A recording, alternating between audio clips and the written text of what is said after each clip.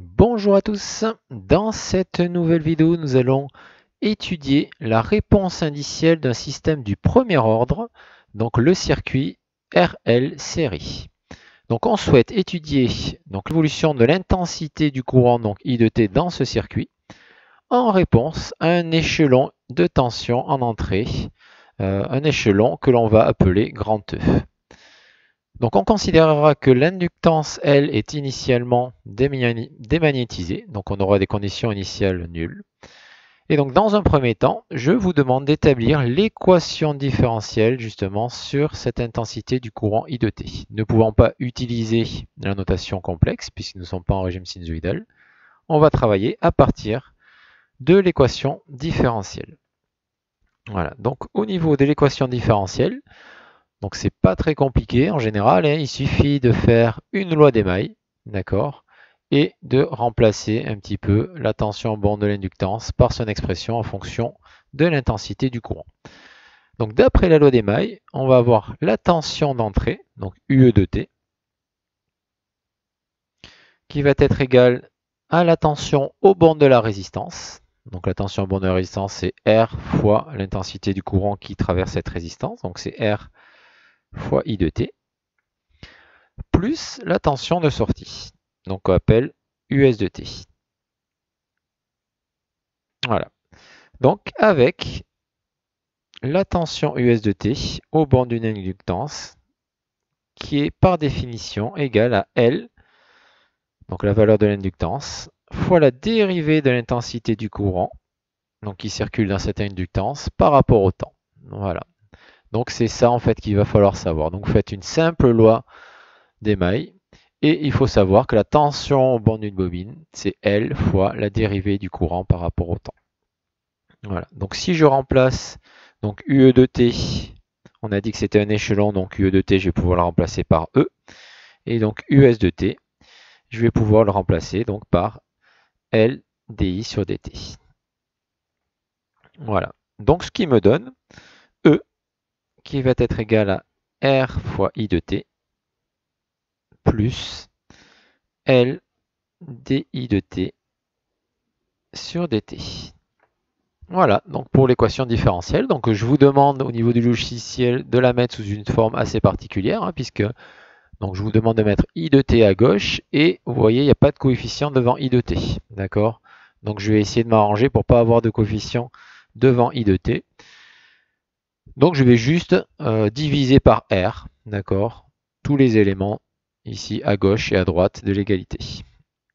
Donc je vais d'abord écrire R fois I de t plus L fois la dérivée de I par rapport au temps qui va être égal à E. Donc là, je permute uniquement les termes à gauche et à droite de l'égalité pour mettre la grandeur que je souhaite étudier, I de t, à gauche de l'égalité. Et donc ensuite, je vais diviser par R, ici à gauche et à droite. Donc je vais avoir I de t, donc c'est l'objectif, hein. R divisé par R, l'objectif c'est de faire apparaître en 1, 1, comme ici dans l'équation différentielle présentée. Donc ça va être I de t plus L sur R fois la dérivée de I de t par rapport au temps. Et donc il va être égal à E sur R. Donc voilà l'équation différentielle sur l'intensité du courant I de t. Donc c'est une équation qui met en relation I de t et sa dérivée. Donc c'est pour ça qu'on appelle ça une équation différentielle. Voilà. Donc là, je vais pouvoir remplir au niveau du logiciel. Donc I de t plus L sur R fois dI sur dt qui va être égal donc à E sur R. Donc donner l'expression de la constante de temps taux du montage. Donc la constante de temps taux du montage. Donc ici. Donc par définition, vous voyez, vous avez I de t, donc qui est donc en ampères ou en milliampères. Ensuite, vous avez dI de t sur dt, c'est des milliampères par seconde.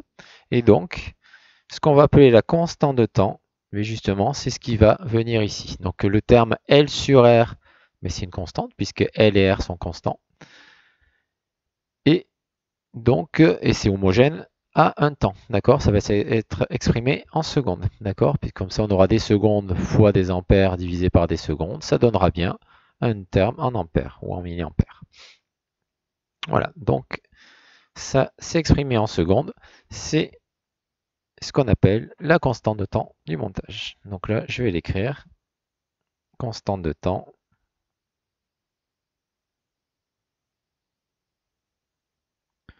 Donc on l'appelle taux en général. Et ici, dans le cas d'un circuit LR, la constante de temps va être égale à L sur R. Voilà, donc je vais le noter ici. On va avoir L sur R. Ensuite, donc on montre que la solution de l'équation différentielle, donc I de t est égal à donc E sur R fois 1 moins exponentielle de moins t sur taux. Et donc on vous demande de déterminer l'expression de l'intensité du courant I final en régime permanent. Voilà, donc en régime permanent, donc je vais réécrire I de t. I de t, c'est égal à E sur R facteur de 1 moins exponentielle de moins t sur taux. Donc en régime permanent, ça veut dire que régime permanent, ça veut dire que l'intensité du courant s'est stabilisée, d'accord? Et donc on va considérer que le temps est très long et va tendre vers plus l'infini. Voilà. Donc si ici je fais tendre le temps vers plus l'infini, je vais avoir exponentielle de moins l'infini sur taux. Donc ça va faire exponentielle de moins l'infini qui va être égal à 0. Voilà, donc en régime permanent, donc je vais l'appeler I infini par exemple, on va avoir I infini qui va être égal à E sur R, facteur de 1 moins 0. Donc ça veut dire que l'intensité du courant va se stabiliser à la valeur E sur R. Voilà, donc si je le lance, vous voyez le programme, donc là il va me proposer une allure d'intensité du courant qui va se stabiliser à un moment donné à une valeur infinie, à une valeur constante, d'accord? Et donc I final va être égal ici à E sur R. Ensuite, on vous demande d'exprimer I de t en fonction de I final. Donc I final, c'est ce que je viens de calculer, I infini. Pour 3 valeurs du temps. Donc si t égale 0, t égale taux, puis t égale 3 taux. Voilà, donc je vais me servir de la même façon de la solution de l'équation différentielle. Donc I de t est égal à E sur R, facteur de 1 moins exponentielle moins t sur taux, avec donc E sur R qu'on appelle I final. D'accord? Donc je vais avoir I final, facteur de 1 moins exponentielle de moins t sur taux. Voilà. Et donc on essaie de regarder si t égale 0. Donc si t égale 0, à l'instant initial, on va avoir I de 0. Donc je vais remplacer uniquement t par 0. Ça va être égal à I final, facteur de 1 moins exponentielle de moins 0 sur taux. Donc exponentielle de 0. Voilà. Comme exponentielle de 0 est égal à 1, nous allons obtenir ici I de 0 à l'instant initial, qui sera égal à 0. D'accord? Donc milliampères ou ampères. Ensuite, si t est égal à taux, donc je vais remplacer t par taux, et donc je vais obtenir I de taux qui va être égal donc à I final, donc 1 moins exponentielle, donc ici de moins taux sur taux, c'est-à-dire exponentielle de moins 1. Voilà, et donc si on fait l'application numérique, exponentielle de moins 1 va être égal à 0,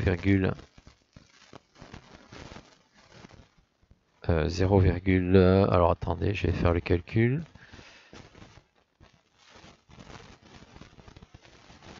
0,37. Ok, donc ici, on va obtenir I de taux qui va être égal à I final, facteur de 1 moins 0,37. Donc on va obtenir 0,63 ici, fois I final.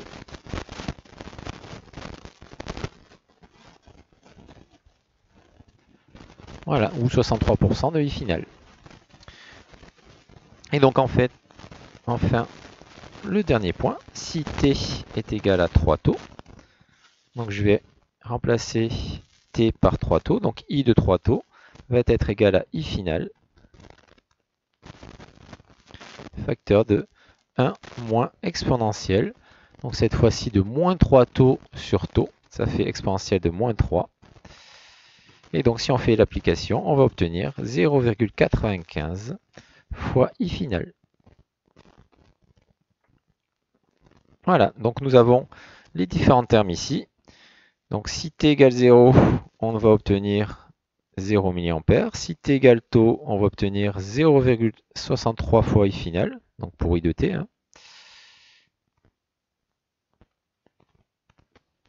Et si t égale 3 taux, I de 3 taux va être égal à 0,95 fois I final. Voilà, donc je vais le mettre ici au niveau du logiciel. Donc I de 0, c'est 0. I de taux, on obtient 0,63 fois I final. Et I de 3 taux est égal à 0,95 fois I final.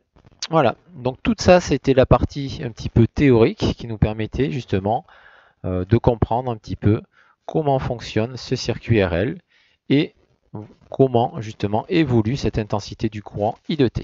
Donc dans la deuxième partie ici du programme, on vous donne une allure d'intensité du courant et à partir de cette allure et donc de l'étude théorique que l'on vient de faire, déterminer les différentes valeurs des éléments, d'accord? Donc notamment I final, taux, R, E, etc. Voilà, donc là on vous donne quelque chose qui tend vers 9 mA. Donc je vais faire, donc si je fais un clic droit, je vais enlever l'autoscale pour pouvoir faire un petit zoom. Donc je vais aller jusqu'à 0,2 par exemple.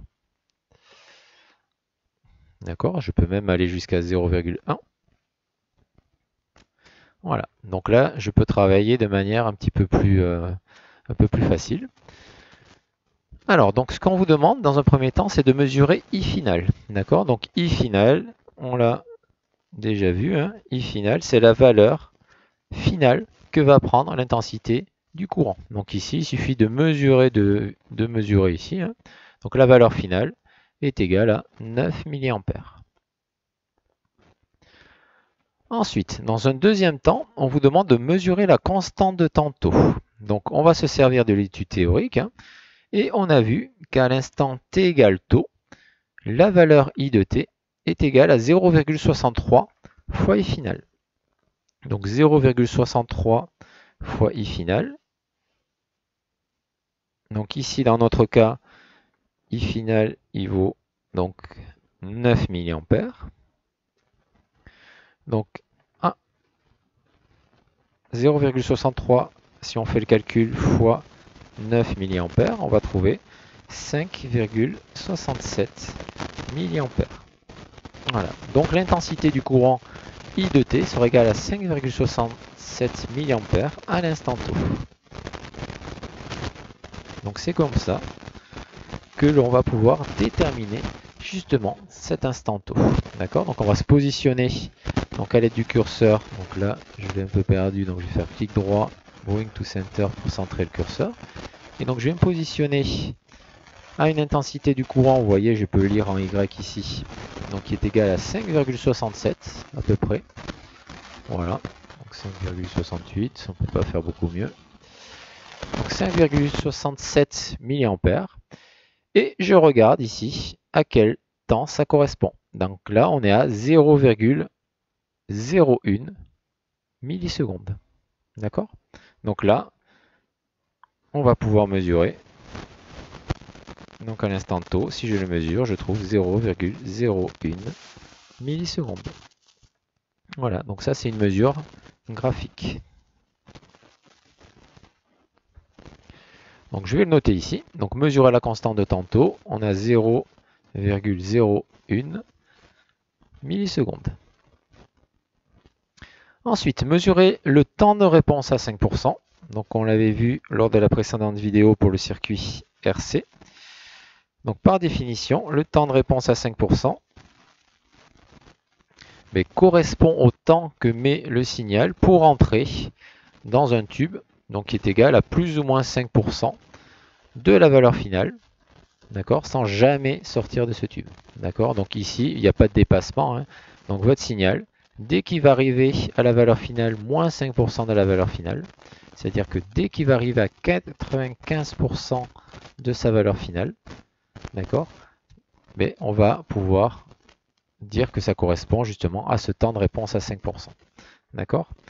Donc le temps de réponse à 5% correspond au temps que met l'intensité du courant pour arriver à 95% de sa valeur finale.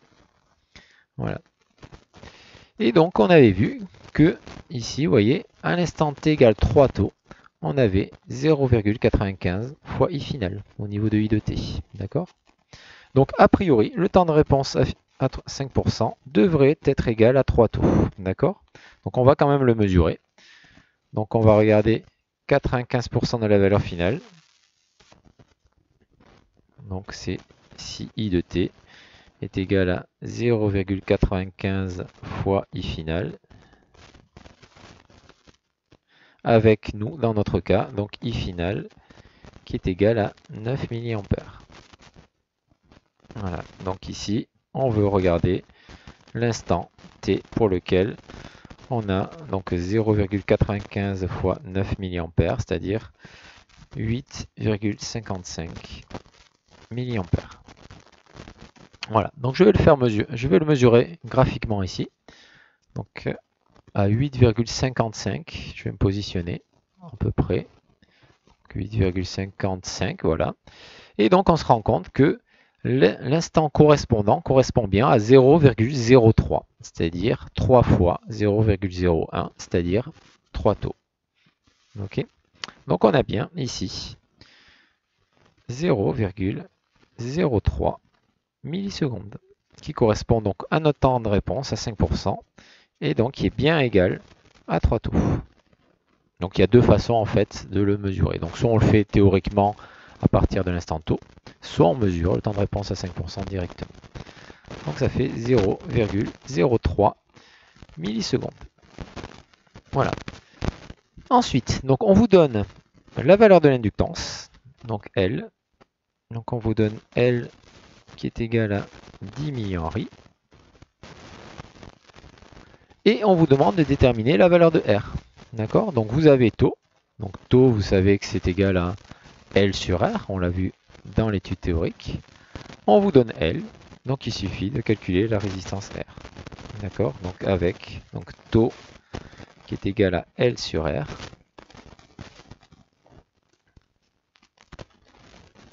Donc je vais pouvoir calculer donc, la valeur de la résistance R qui est égale à L sur taux. L, on vous le donne, c'est 10 millihenry. Et taux, vous l'avez calculé, c'est 0,01 millisecondes.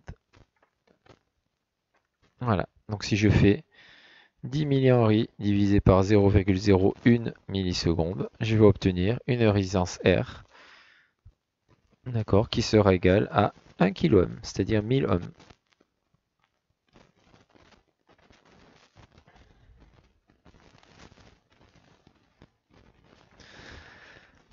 Voilà, donc ici, je vais pouvoir écrire une résistance R qui vaut 1000 ohms. Et ensuite, pour terminer, on vous demande d'en déduire la valeur de E. Donc la valeur de E, bon, toujours pareil, on va se servir de l'étude théorique. Et on vous dit que ici, I final est égal à E sur R. D'accord?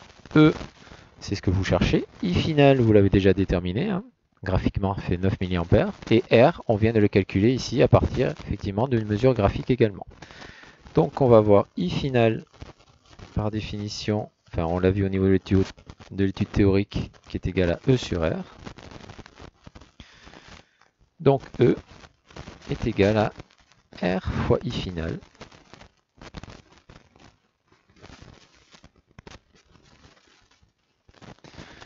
Donc avec R qui est égal à donc 1000 ohms.